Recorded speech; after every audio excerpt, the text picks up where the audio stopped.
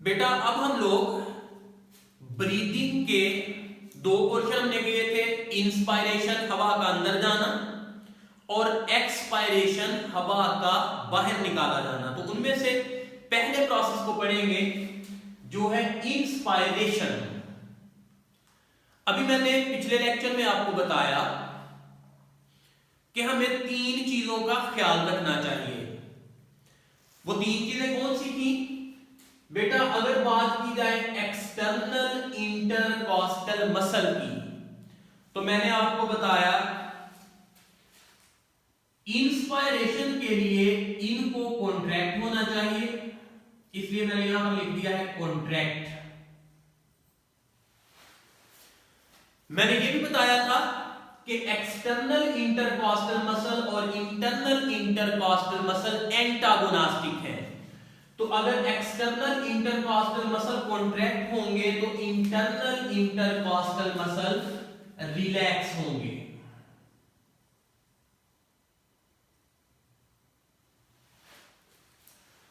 फिर मैंने आपको बताया था कि डायाफ्रेम जो कि मसल का बना हुआ था, अगर ये रिलैक्स होगा, लंबाई में इजाफा करेगा तो ऊपर की तरफ उठेगा, और अगर डायाफ्रेम कॉन्ट्रैक्ट हो जाएगा, इसकी लंबाई में कमी होगी तो ये नीचे की तरफ ड्रॉप होगा। तो बेटा यहां पर अभी ये कॉन्ट्रैक्ट हालत में है,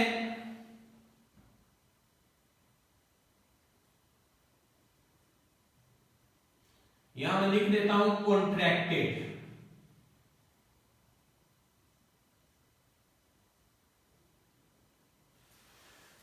अच्छा बेटा अब जरा इमेजिन करें एक्सटर्नल इंटरकॉस्टल मसल, यानी जो बाहर वाले थे ये कॉन्ट्रैक्ट हुए, इंटरनल इंटरकॉस्टल मसल रिलैक्स हुए, तो जो रिब केज था ये बाहर की तरफ आया। जब ये रिब केज बाहर की तरफ आया तो आप खुद सोचें, अंदर जो खला था, थोरेसिक कैविटी की जो जगह थी, वो पहले से बढ़ जाएगी या कम हो जाएगी? तो यकीनन आपका आंसर होगा कि सर अगर ये रिब केज बाहर की तरफ आ गया है तो अंदर जो खाली जगह है वो बढ़ गई है, यानी अंदर वाली स्पेस का वॉल्यूम पहले की निस्बत इंक्रीज हो चुका है। सिमिलरली ये डायाफ्रेम बेटा जब कॉन्ट्रैक्ट हुआ, नीचे की तरफ आ गया, यहां पर डायग्राम था कि नीचे की तरफ आया, तो वंस अगेन मेरा एक क्वेश्चन है कि अंदर जो खाली जगह थी वो ज्यादा हो जाएगी या कम? तो यकीनन आपका आंसर होगा सर ज्यादा हो जाएगी। अच्छा बेटा अब आप लोग अच्छी तरह जानते हैं केमिस्ट्री में आपने बॉयल्स लॉ पढ़ा था। उस लॉ में आपने पढ़ा था कि जो प्रेशर है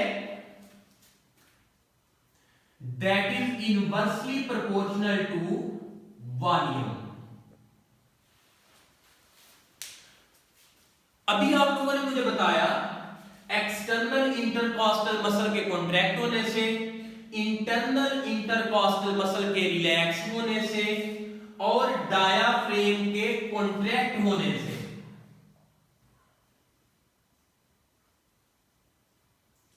जो चेस्ट कैविटी का वॉल्यूम था वो बढ़ गया है।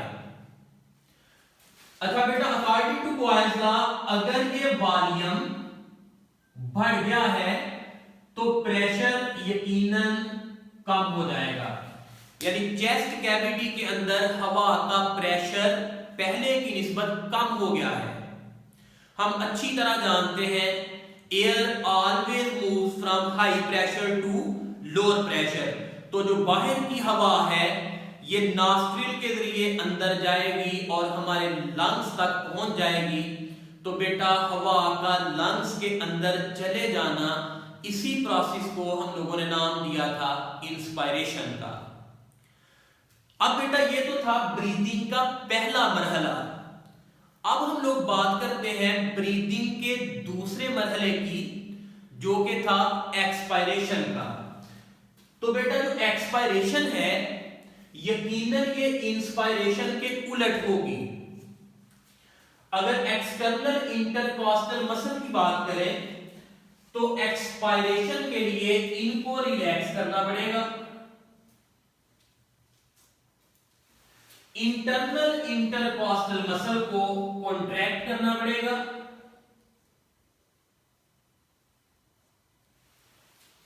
डायाफ्रेम पहले कॉन्ट्रैक्ट हुआ था, अब इसे रिलैक्स होना पड़ेगा। अच्छा बेटा, अब इन तीनों का कंबाइंड इफेक्ट किस चीज का बायस बनेगा? देखें जरा, ये जो बाहर वाले एक्सटर्नल इंटरकॉस्टल मसल थे ये रिलैक्स हुए, इंटरनल इंटरकॉस्टल मसल जो थे वो कॉन्ट्रैक्ट हुए, तो रिब केज ड्रॉप करेगा पीछे की तरफ। जब ये पीछे की तरफ जाएगा तो मेरा क्वेश्चन ये है आपसे कि ये बताएं अंदर जो वॉल्यूम था, जो खाली जगह थी, उसमें इजाफा हुआ या कमी हुई? तो यकीनन बेटा आप समझ चुके हैं कि वॉल्यूम पहले की निस्बत कम हो चुका है। तो वही बॉयल्स वाली इक्वेशन अगर हम लोग यहां पर भी लिख लें, pressure was inversely proportional to volume, तो हमने कहा कि अब वॉल्यूम जो है वो डिक्रीज हो चुका है, लोअर एरो जो है ये रिफ्लेक्ट करेगा, डिक्रीज करेगा। अच्छा, डायाफ्रेम के बारे में मैंने कहा कि ये रिलैक्स हो जाएगा, ये डायाफ्रेम रिलैक्स हुआ, मोर डूम लाइक हुआ और ऊपर की तरफ उठा। जब ये बेटा इस तरह ऊपर की तरफ उठेगा, इधर को जाएगा, तो इन लंग्स के ऊपर प्रेशर लगाएगा, यानी इस चेस्ट कैविटी को कम कर देगा। वंस अगेन वॉल्यूम क्या हो गया? कम। अब मुझे ये बताएं कि बॉयल्स लॉ हमें क्या बताता है? अगर वॉल्यूम कम हो जाएगा तो प्रेशर ज्यादा हो जाएगा। इट मीन इन लंग्स के अंदर हवा का प्रेशर पहले की निस्बत बहुत ज्यादा हो चुका है, यानी बाहर वाली हवा की निस्बत ज्यादा हो चुका है।